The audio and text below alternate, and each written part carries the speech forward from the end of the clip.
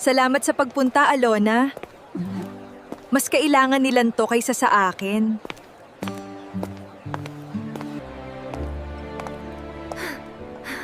Dadaan po si Miss Pirena.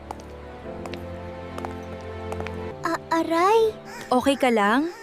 Halika, tutulungan kita. ate, salamat po. Walang anuman. Hindi ka ba marunong tumingin? Pasensya na po. Pasensya? Alam mo, may mga lugar na hindi bagay sa ayo. Charity event to, pero mukhang ikaw ang dapat tulungan. Kung pagtulong ang dahilan kung bakit ako nandito, wala akong ikahihiya. Iba siya. Kilala mo ba yan? Hindi pa. Pero gusto ko siyang makilala.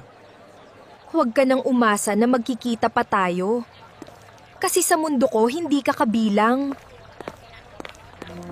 Magpakabuti ka lang, anak. Kahit anong mangyari, hindi ako magbabago. At doon, nagsimula ang lahat. Sa unang pagkikita, hindi pagkakaibigan ang nabuo, kundi apoy. Apoy na unti-unting sisira o magbubunyag ng katotohanan.